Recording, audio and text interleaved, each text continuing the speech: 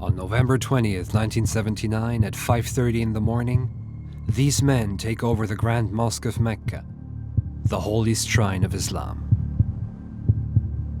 This is the beginning of the siege of Mecca. Within minutes, they transform the Grand Mosque into a fortress and a trap for almost 100,000 pilgrims inside. The leader of the insurgents is 42-year-old Bedouin preacher and former National Guard Corporal, Juhayman al-Utaibi. The following 15 days will cost hundreds if not thousands of lives, shake Saudi Arabia to its foundations, destabilize the Middle East, and push the global balance of power to the brink of collapse.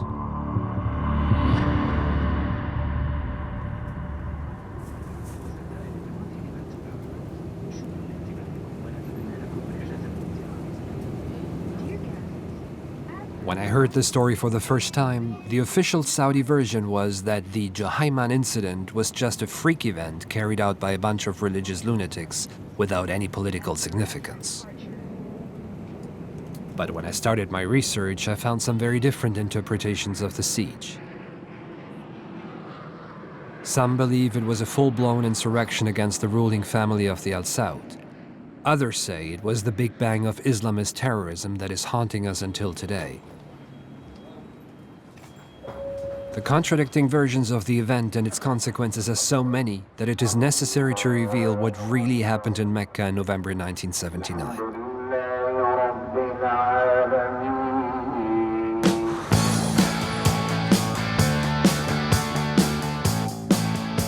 The Kingdom of Saudi Arabia, an absolute monarchy ruled by the only family in the world that put their name on the country, with 31 million inhabitants, of which 2/3 are less than 30 years old.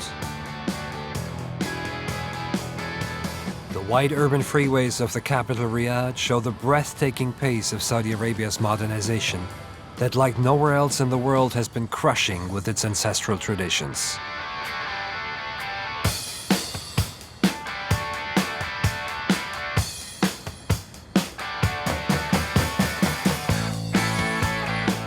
Beneath the sands of the Desert Kingdom lie 20% of the global petroleum reserves, and they are more easily exploited than anywhere else in the world. Oil has been the lifeblood of Saudi power since the 1930s, fueling the incredible transformation of the kingdom from an isolated tribal backwater into one of the most important geostrategic players in the world.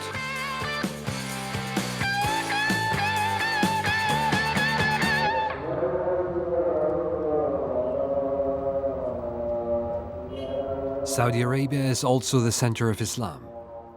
Every day, more than 1.5 billion Muslims bow in prayer towards the Grand Mosque of Mecca, the spiritual heart and the physical center of the Muslim world. Walking around the Kaaba for 7 times is the central part of the pilgrimage, required of each Muslim at least once in a lifetime, as one of the 5 pillars of Islam.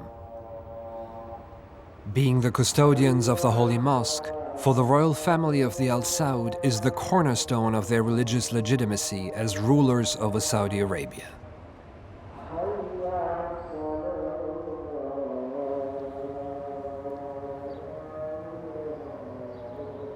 Apparently, word of a presence in the country is spreading.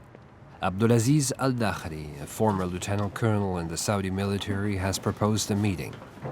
His father was an army general who participated in the siege operations in Mecca, and he gave Abdulaziz permission to share with us his private video archive from 1979.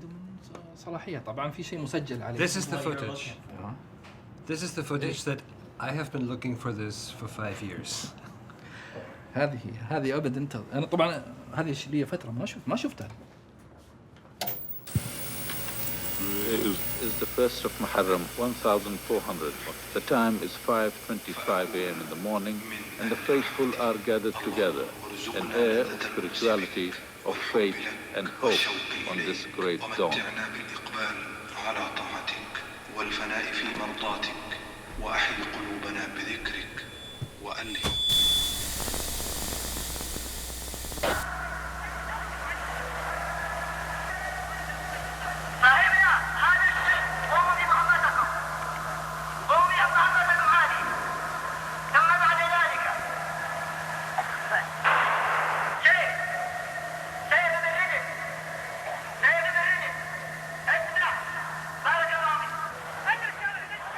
6 o'clock in the morning, I got a call in my hotel room that there was a disturbance in the Haram, in the mosque. I was in Tunisia at the time. There was an Arab Summit meeting. The late King Fahd was leading the delegation. Prince Turki Al Faisal, for almost 25 years, was the director of Saudi intelligence, GID. From Tunis. But in November 1979, he was out of the country like many other key members of the Saudi government, attending an urgent meeting of the Arab League to discuss the reaction to the Camp David peace accords with Israel. Immediately, I called the Crown Prince, and he said, yes, I'm aware of it. He was called by the Minister of Interior, Prince Naif, and also Prince Sultan, Minister of Defense. All of them called him. And he said, I want you to go. We're going to set you a plane, and you will report back to me until I finish the conference here. Well, it was a normal day for me. November's a nice time to be in Saudi Arabia. The weather is moderate. Mark Hamley wanted to become an ambassador already as a kid, and in 1979 was a young State Department officer who had just arrived in the kingdom. One of the few who spoke fluent Arabic in the diplomatic corps in Jeddah, his task was the political and military coordination between the United States and Saudi Arabia. As I was crossing over about 7:30, from the main gate into the embassy, a man named Ali Al-Harazi, a Yemeni who worked for us. What's going on? I came from Mecca. There's something going on in Mecca. Around the Grand Mosque, heavy fighting is going on between the rebels and the Saudi forces, while thousands of pilgrims are escaping the mosque in every way they can. After flying over Mecca that morning, an American helicopter pilot working for the Saudi Civil Defense Forces delivers critical information to Mark Hamley in a dramatic report, which showed a persistent rebellion going on inside the precincts of the most holy site in Islam. In the mosque, there were originally several tens of thousands of people, but they started to clear out, and so they're starting to flee out of the mosque. News about the Mecca occupation spread like a wildfire. In the port city of Jeddah, Khalid al-Maina was just at the beginning of his career that will make him become one of the most prominent editors in the Middle East. A large number of people left and ran because I don't think so they were able to barricade the doors. But most of the pilgrims had disappeared, had gone out. A couple dozen pilgrims were killed during the fighting. It was crossfire. I don't think it was deliberate. Who knows? I don't think it was deliberate. I think Juhayman's group was against anybody who represented the institution of government. Already there had been an effort to enter the mosque by the security forces, which was repelled by the snipers on the minarets and so on, with heavy losses, unfortunately.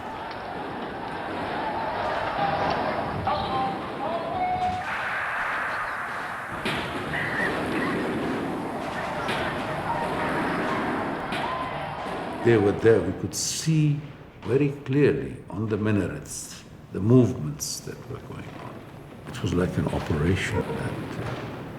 It was like a commando raid.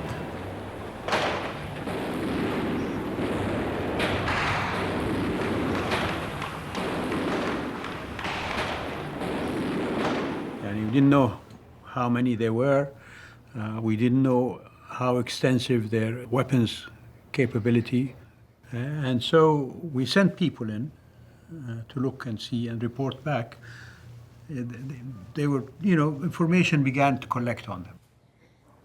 وتأسست باجتماع بعض طلبة العلم في المدينة منهم جهيمان بن محمد بن سيف العتيبي. Abdur Rahman al-Yamani came from Yemen to Saudi Arabia in the early 70s, seeking a religious education at the Islamic University of Medina. في منهم ناس من نجد وفي من البادية وفيه منهم من الحاضرة في منهم من المدينة من الحواضر من جدة ومن مكة ومن الرياض خليط هم. Nasser Huzaymi had left his native Iraq already at the age of 17, and like many other young men from all over the Middle East, by coming to Saudi Arabia, was hoping to find a new sense in his life in the religious center of Islam. نحن لا ننسى أننا في مرحلة الصحوة والتدين والعودة إلى الدين، وكل من يحاول أن يعود إلى الدين يحاول أن يتلمس خطاه وما ميزت كل واحد عن الآخر. It was King Faisal who laid the foundations of the religious renaissance in the kingdom that from the 1960s became fundamental to Saudi politics. The new country unites 24 million Egyptians and 4 million Syrians. At that time, two threats challenged Saudi Arabia. On the one hand, Arab nationalism led by Egyptian President Gamal Abdel Nasser, and with the goal to unify Arabs in one state against the old colonial powers of Britain and France, and the imperialistic politics of the United States. And on the other, communism, abhorred by the Saudis as an atheist political ideology that attempted nothing else than to undermine the very essence of Islam. An offshoot of that was the result that Islamic education became prominent. There was a lot of printing and publishing of Islamic books, sending them abroad to the whole world in order to prove that Saudi state is an Islamic state. But inside Saudi Arabia, religion became extremely important. The Saudi government started promoting its Islamic credentials more. Social anthropologist Madawiya Rashid grew up in Riyadh in the 1960s to a family that once ruled over the central region of what today is Saudi Arabia. And that, from the 1970s, led to the emergence of multiple Islamic groups. الجواب إنه ما كان هناك أصلاً أي جماعة سلفية إلا هؤلاء المسيطرين على الساحة، يعني لو أنهم. وجهيمان قدم هذا الحلم، جهيفارا قدم هذا الحلم.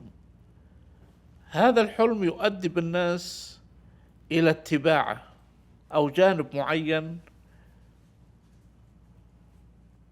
من حلم الناس تحلم فيه وتبيه.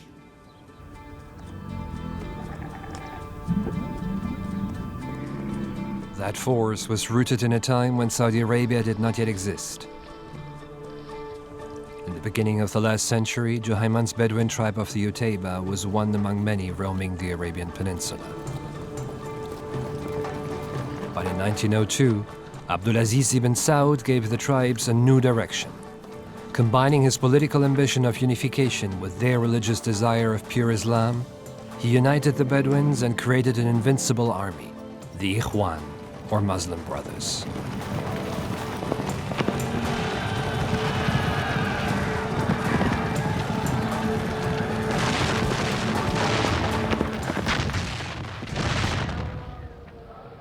With their help, in 1926, Abdulaziz not only had captured most of the Arabian Peninsula, but also conquered the holy shrines of Mecca and Medina. But when the young king began to sign treaties with the British Empire to consolidate the new country, the Ikhwan rebelled. For them, he had betrayed the holy war and was no longer a legitimate Islamic ruler. With the help of the British, Abdulaziz destroyed the Ikhwan and their ambition to spread pure Islam to the entire world. 40 years after the defeat of his tribal ancestors, Juhayman once again proposed the return to pure religion as the right path for young Bedouins on the margin of Saudi society. I think that Juhayman is really offering a master key, right, at that time, at that point in time, to a lot of young Bedouin. He's offering them a way to imagine their own share in a world that is really not made for them. Pascal Ménoré lived in Saudi Arabia for many years. Combining urban history and social anthropology, in his research he concentrates on the fringe groups of Saudi society. The group was composed in majority by young Bedouin men who had come from the steppes and from the hinterland of Saudi Arabia to the cities in search for a better life, in search for their share of what could be called the Saudi dream, the wealth that is generated around big cities and around the ruling dynasty.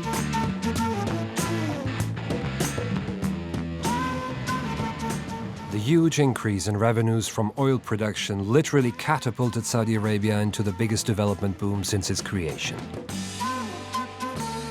In a brisk increase of building and buying, roads, ports, hospitals and schools were built, and a modern infrastructure was created. The immense amounts of petrodollars brought business and modernization to every sector of the economy. And with Western money came the westernization of Saudi society. There was the Jamjoom Cinema Theater, famous as you see a movie, if it's an air-conditioned hall, you pay 5 riyals. If it's not outside, you pay 3 riyals. So I saw a lot of James Bond movies here in Jeddah, Goldfinger and From Russia with Love and others. And you could go out, nobody would accost you. I used to go with my cousins, I have many women cousins. Nobody would ask, who's this girl with you, or who's that person, or what is the identity, or what is the relationship with people. Such was life in Jeddah. It was a normal life. Abu Muhammad al-Makdisi is considered the world's leading theoretician of Islamist militancy and jihad. He lives under constant surveillance by Jordanian Secret Service. Strongly influenced by the siege of Mecca and its consequences, in the 1980s and 90s he developed Juhayman al-Utaybi's ideology and brought it to the training camps of Al-Qaeda. وكانوا إذا يستعملوا النقود يرفضوا استعمال هذه النقود لأجل الصورة. هم يتشددون بأن يعني يرون أن الصورة أي صورة فوتوغرافية أو غير فوتوغرافية يرون أنها حرام. فهذه الصورة في الريال لا يحبون أن يضعوها في جيبهم ويدخلون المساجد وغير ذلك وفيها صورة الملك. ليست المسألة مسألة سياسية أنه هذا الملك مثلا غير مقبول عندهم.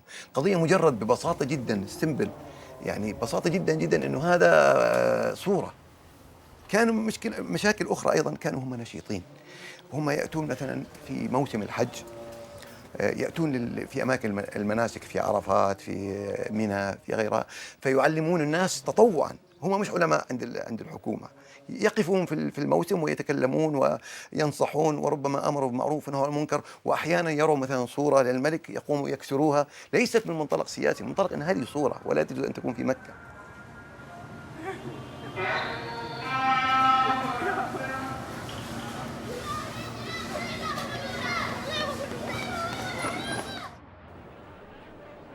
The Saudi government took great care in using the oil revenues also to bolster its Islamic credentials. To create more space for the increasingly relentless flow of pilgrims to Mecca, at the end of the 1960s, many century-old parts of the Grand Mosque were demolished to make way for a massive transformation project.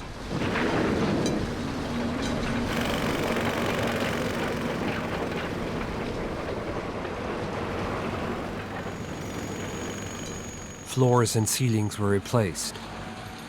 4 new minarets were added. The Massa Gallery was attached to the main building, and the Holy District was expanded to almost twice its original size.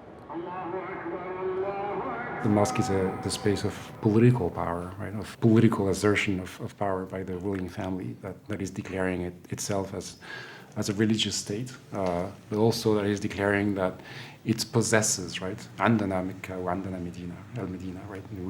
We do have these places. We do have them.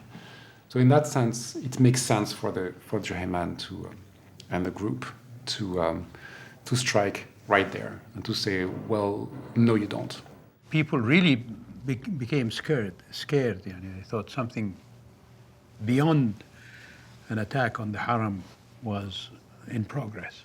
The Ministry of Information simply blocked all comment. All telex, all telephone was just sealed, stopped. We could do that in those days. We had special facilities so we could get out, get information back and forth. The American embassy tried to explain to Washington that any Iranian links with the mosque's occupation were unlikely. But National Security Advisor Zbigniew Brzezinski and Secretary of Defense Harold Brown convinced President Carter that it was time to show some muscle in the Middle East.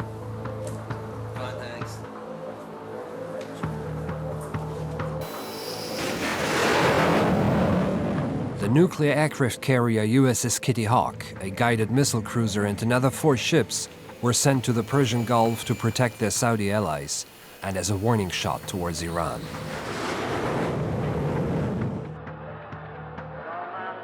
But Ayatollah Khomeini immediately turned the tables and issued an incendiary statement accusing America and Israel of orchestrating the despicable attack on the holiest site of Islam. Rebroadcast all over the Middle East, Khomeini's message fueled anti-American anger throughout the Muslim world. On the same day, the US Embassy in Islamabad, Pakistan, was overrun and burned to the ground. 6 people died, among them 2 Americans. A week later, another mob in Libya will attack and burn down the US Embassy in Tripoli.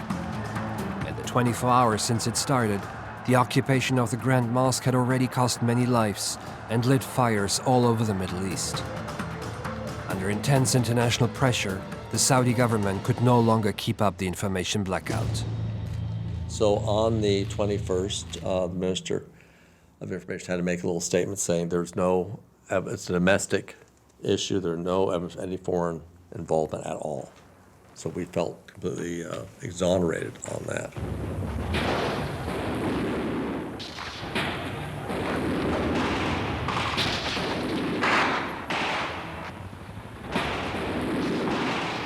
There was some major fighting went on, and we got some pictures of that fighting. You could see there was smoke and things rising, horrifying in terms of the damage done to this holy place.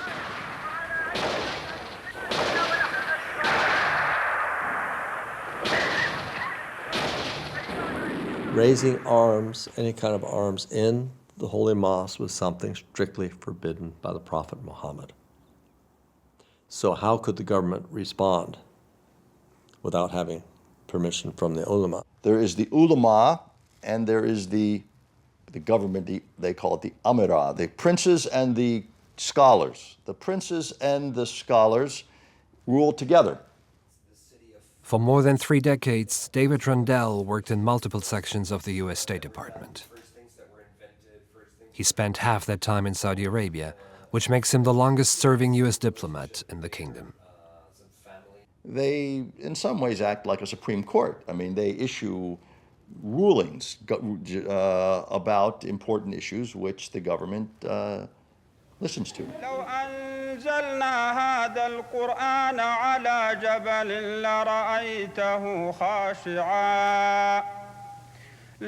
There was an issue about Quranic edict, shouldn't fight in the vicinity of the Haram, and other Quranic edicts about using force against mosques, etc., and using weapons against mosques.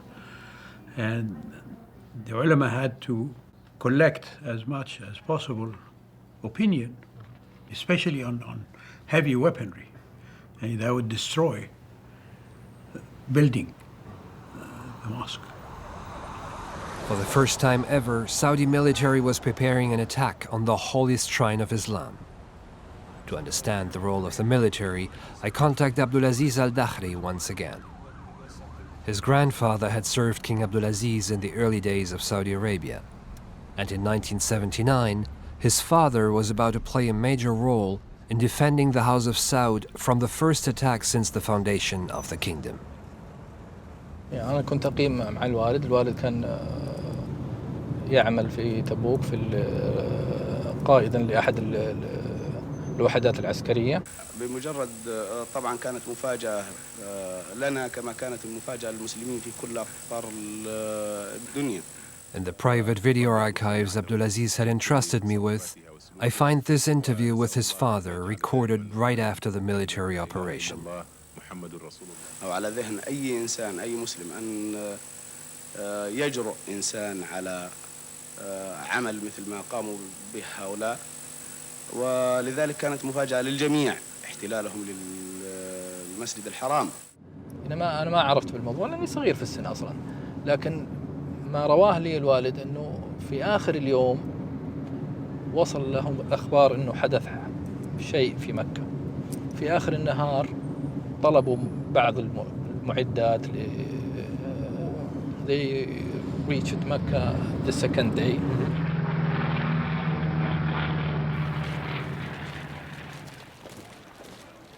The second and the third day were bringing in of material to see how we can enter the mosque. If need be, they could be used to breach and go in. The Ulema Council of Religious Scholars cannot accept a rebellion against the ruling family in the heart of Islam's holy shrine. But many of the council members not only were Juhayman's former teachers, but also agree with his ideas. After 4 long days of debate, their fatwa obliges the military to give the rebels one last chance of surrender.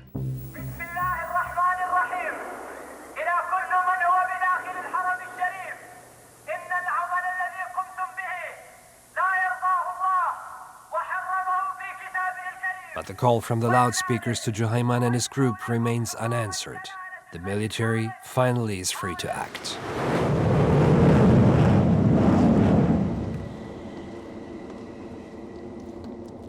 The ulama issued a fatwa to allow for the use of arms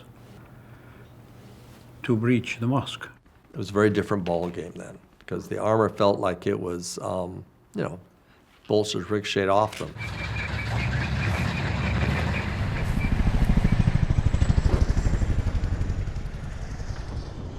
فلما أصبحت العملية تحت قيادة الوالد، أصبح تحت قيادته كل القوات المشاركة، وأسكتوا قناصة الموجودين استطاع بعدها القوات أن تقترب من الحرم.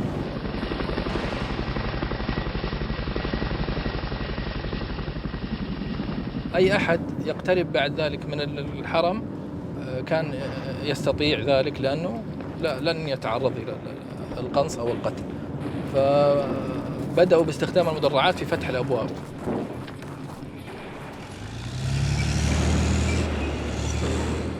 وجد مقاومة، أحرقت أكثر من مدرعة، طبعا بقنابل المولوتوف، يعني الحريق لا يضرها كثيرا.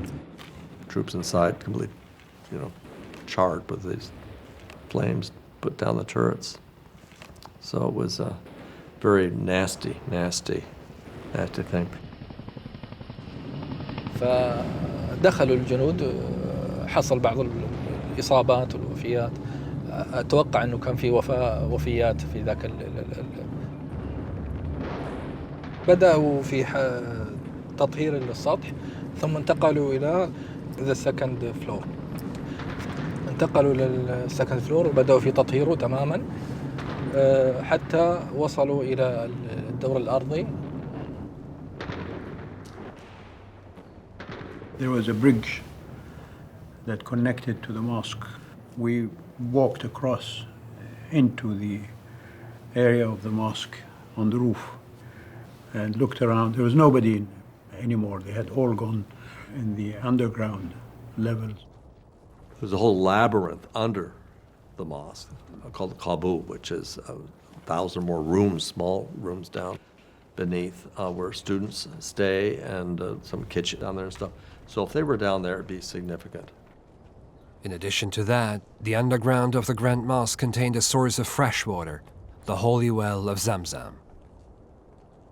Down there, Juhayman and his group would be able to resist almost any kind of assault. Only now it began to dawn on the Saudi government that it had underestimated the adversary for far too long. In the weeks before the attack on the Grand Mosque, Juhayman and his companions had prepared themselves in this remote desert village inside of Mecca. بعد ذلك اللقاء بأيام يسيرة إذا به تشن حملة اعتقالات على الجماعة، واعتقل في المدينة بعض الإخوة، وفر جهيمان من الاعتقال، من محاولة الاعتقال، واعتقل في مكة أيضا عدد من الإخوة. In the year before the siege, Juhayman and his followers found protection in the native territory of their Bedouin origins, the desert. It is here that they poured their ideology of radically pure religion into a series of collective letters. Distributed in Saudi Arabia and all over the Middle East, the Juhayman epistles set the stage for the creation of a pure Islamic state in Arabia under the sole authority of God. One of the main articles he puts forward is to say, look, the Al-Saud claim that they're a religious state, right? That they created an Islamic state.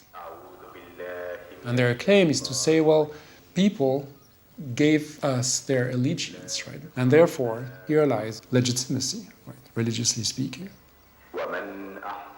Juhayman is saying, no, this is absolutely not correct, and that's not the way the country is organized. What they've been doing is taking our allegiance by force. And from that, Juhayman rules that Saudi Arabia has no legitimate government, and that basically the Saudi government can be overthrown by force. On Wednesday, November 28th, Saudi television aired images of a few military officers next to the Kaaba, the first proof since the beginning of the siege that the holiest shrine of Islam was back in the hands of the Saudi government. But in truth, the royal family in Riyadh and the military forces in Mecca knew that the hardest battle was still to come. And so the idea came up from my department that we can use gas, spread it in the underground of the mosque, drilling holes in the level above the ground and injecting the gas through these holes to the various rooms underneath where these people were. The Saudis wanted tear gas from us. But I know as an administration policy, we didn't normally give out tear gas, even if just didn't export it under Carter because didn't want it used against protesters. But if they had, I don't think would have had any quantity. We could have given them in time. I don't see how that would have been possible. And I'm sure they must have asked other friendly governments to help them out. La demande d'une aide technique française est venue directement du prince Fahd. In 1979, Pierre Lafrance was the first secretary of the French embassy in the kingdom. A passionate Arabist, he was present at all official and less official meetings with the Saudi authorities during the crises. Le prince Fahd avec toujours son air un peu détaché, un petit peu désinvolte. Il aurait dit, finalement, si une aide française est possible, ce serait pas mal, pourquoi pas. Essayez de voir si vous avez des propositions à faire, vous en parlez à nos spécialistes militaires. Merci, monsieur l'ambassadeur. Au revoir, monsieur l'ambassadeur. Voilà. La position qui avait été donnée par le président de la République et par le ministre Jean-François Poncet, c'est que on était le dernier recours. Les hommes que j'envoyais, s'ils réussissaient, eh bien, en gros, on sauvait l'équilibre de l'Occident. After the dramatic events of the 1972 Munich Olympics, Christian Proto was charged with the creation of the French Gendarmerie Intervention Forces GIGN, specialized in hostage crises. Only a few months before the siege, the Saudi Minister of Defense had been impressed when he observed one of the operational demonstrations. Poncet et Giscard, ils ont juste essayé de me convaincre qu'on devait y aller. Parce que moi, je ne voulais pas. Et Giscard a eu cette phrase, il me dit, mais vous avez vu les deux chocs pétroliers, si un mec tombe, vous imaginez ce que ça représente pour l'Occident.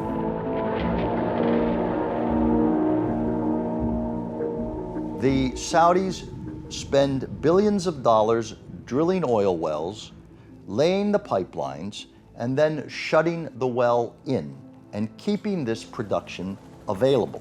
It's not that they provide oil, it's that they provide stability to the global energy market. They maintain the ability to increase production quickly. So this is a political decision, not an economic decision, but it gives the Saudis this ability to stabilize energy markets. Si seul élément stable et contrôlable avec qui on peut négocier se met à échapper à la logique pétrolière, normale, à la logique de l'industrie pétrolière, alors là, où allons-nous?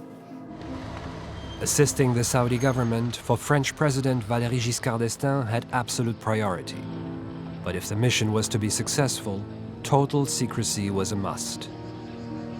Giscard se mouillait pas, là. On envoie trois bonhommes, ça fait pas force d'intervention.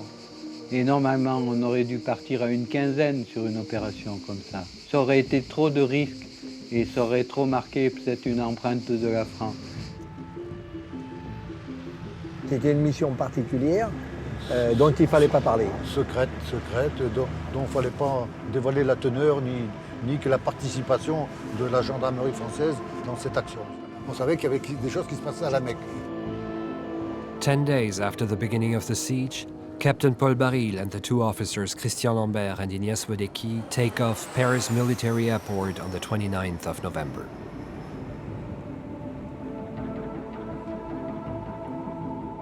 Their secret mission into a country they know almost nothing about begins the next morning at the military base of Taïf, 65 kilometers from Mecca. C'est vraiment à Taïf, quand on a commencé la formation surtout, on a fait un petit audit des gens qui étaient en face de nous. Ils étaient complètement démobilisés et n'avaient plus du tout envie d'aller au combat. Donc la première des choses, c'est qu'il fallait les remotiver. Là, on a constaté un peu l'ampleur des dégâts parce que les gens ils avaient vécu des moments très difficiles.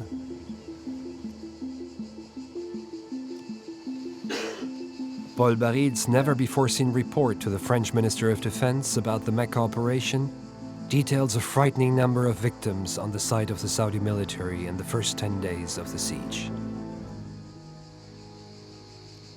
La garde nationale, entraînée habituellement par un général américain, a eu 1000 morts le premier jour. Elle a été totalement décimée. Ça a été un déluge de feu et un déluge de morts. Quand on parle de 100 morts, on ne comptabilisait pas les gens. Personne ne sait combien réellement il y a eu de morts. Parce que c'est quand même aujourd'hui, vous comparez, c'est la plus grande prise d'otages qu'il y ait jamais eu. Ça, c'est le plan de la Mecque. On cherchait à localiser les gens, les groupes, etc. Mais on ne savait pas si c'était des otages ou des preneurs d'otages. On leur a proposé un plan qu'ils n'attendaient pas, c'est-à-dire de les pousser dans les sous-sols souterrains et de gazer tout le monde.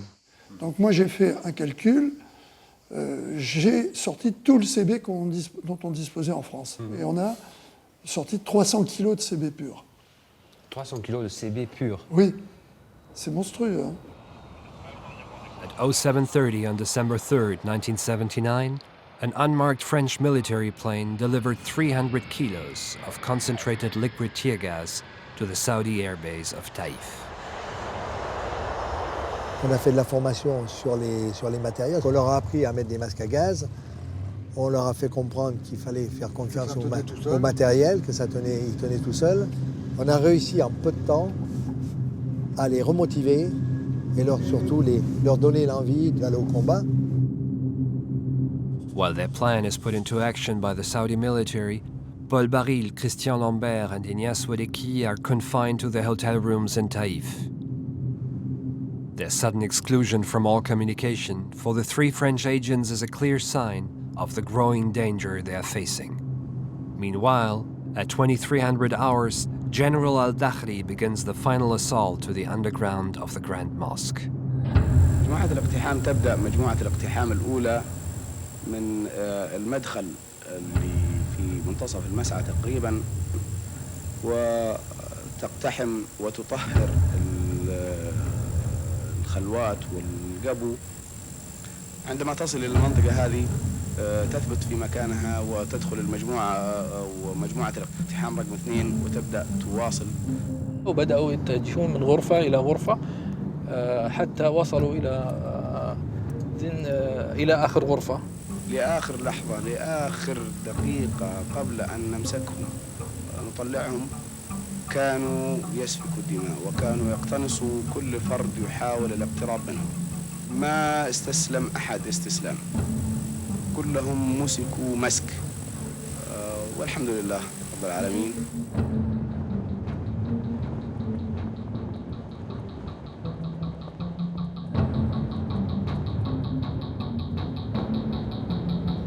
Juhayman was with 22 person in this room, small room, in the last room. The extreme physical and mental strain of the past 15 days is written in their faces. There's resignation and there is pain, but there is also something else. The utter disbelief that their fight of pure faith has not succeeded. We'll never know how many of these men still believed in the Islamic Messiah, who would bring the final victory over the House of Saud, that for them had put itself unjustly in the place of God.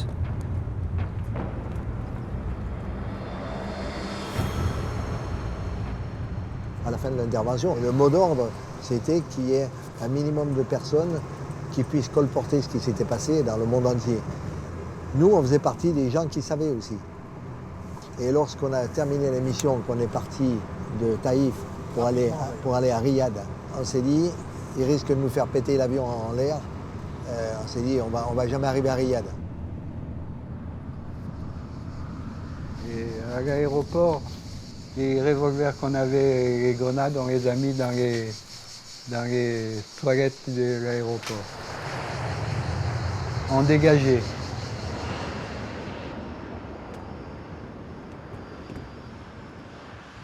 Once the mosque was cleared and so on, the next day after that, I wanted to see this Juhayman, and I had never met him before. And as soon as I came in, I think he must have recognized that I was somebody important, because I had police with me and so on.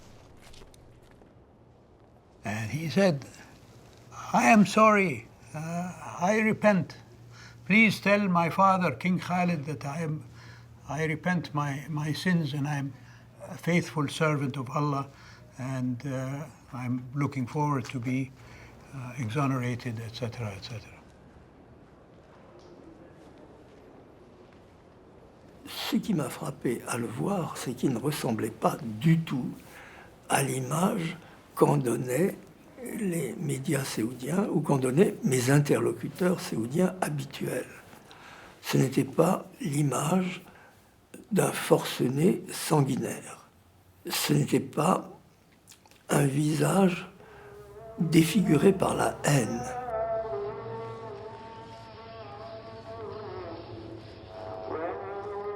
In early January 1980, Juhayman and 63 of his followers are decapitated simultaneously in 7 cities of Saudi Arabia.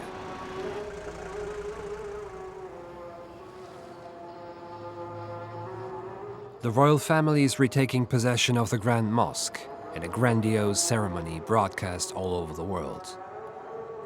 The Al Saud claimed to their people that they defeated the enemy from within, reassuring Muslims that they remain the undisputed custodians of the holy mosques, and proclaiming themselves to the world as the eternal rulers of Islam. Juhayman may have lost the battle, but he won the war. Because after that, there was a total clampdown on so many aspects of life here. Separation of women and men in restaurants, and some people wanted it in hospitals and things like that. The focus on the religiosity of people. The beards started growing, the topes and the robes started getting smaller, and these self-appointed preachers of Islam, the self-appointed guardians of Islam would come in and preach. And we didn't realize the danger that we were going into. Definitely, it had an impact on society and led to a look at life that differed from what people had accepted before. But in terms of development, for example, development continued unrestricted in the kingdom, whether it was schools, whether it was hospitals, infrastructure, etc., etc., etc. Il y a eu un moment, un printemps dans les relations entre la France et l'Arabie saoudite, et où on a passé les contrats les plus importants qu'on ait jamais passés, jusqu'à ce que les États-Unis reprennent la main. I think the impact of this was greater outside than inside the kingdom, because I think the kingdom was already very conservative. And I think that it was Juhayman's actions in not only attacking the mosque on the basis of the religion must be purified, but attacking the regime, the government, which says was responsible for this deviation, namely the Al Saud and their interpretation, was later reflected in Egypt when Khalid Islambuli assassinated Anwar Sadat, and was also then conveyed later in Iraq with the Al-Qaeda in Iraq, so it became formation for ISIS, for Daesh. In 1981, Abu Muhammad al-Maktizi studied at the Islamic University in Medina. There, he made contacts with many of Juhayman's sympathizers across the kingdom. He was impressed by Juhayman's ideology, but for Maktizi, the rebellion in Mecca was not radical enough with the Saudi government. فكان لي صداقات من هؤلاء الناس وتعرفت عليهم وحصل بيننا يعني لقاءات. ففي مرحلة من المراحل صدمت وعرفت أنه أسامة بن لادن أيضا يعني عنده هذه النظرة، أنه النظام السعودي عبارة عن نظام إسلامي ولا يجوز يعني أن نتكلم في تكفيره أو من هذا القبيل.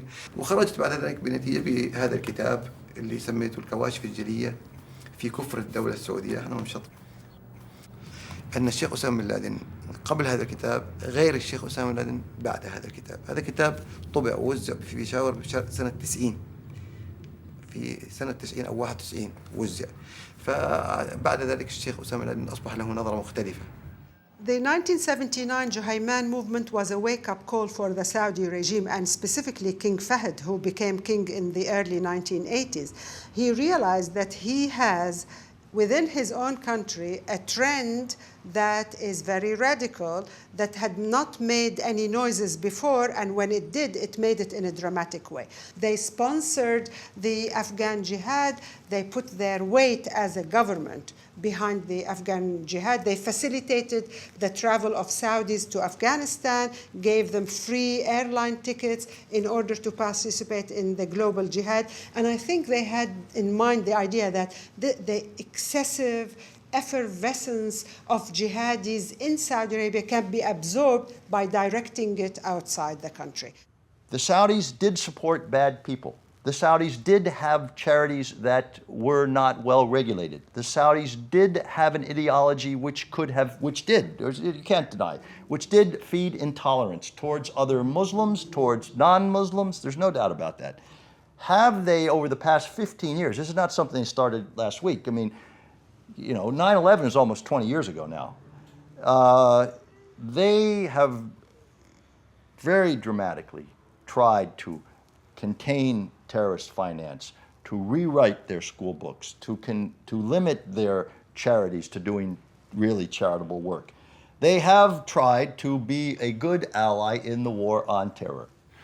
Kind of interesting how the Juhayman story resurfaces in Saudi Arabia. It resurfaces whenever the Al Saud are accused of being the founder of terrorism, right? I mean, whenever there is a global trend towards criminalizing the Al Saud and saying that, we should stop allying ourselves with them because they've been supporting terrorism in all its forms and so on and so forth.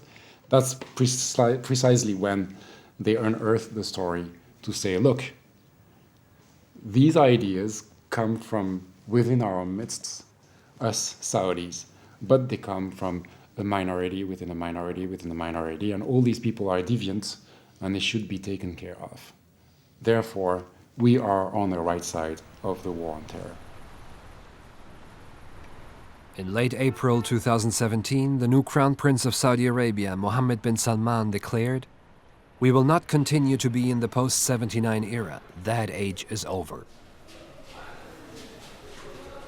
And he added that, like him, the 70% of young Saudi citizens do not want to waste their lives anymore in this whirlpool that we were in the past.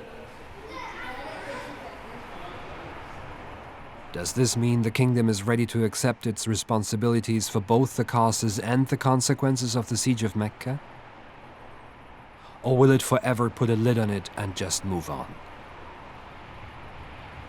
I can't help but think of what a wise man once wrote when another kingdom was about to shed its skin.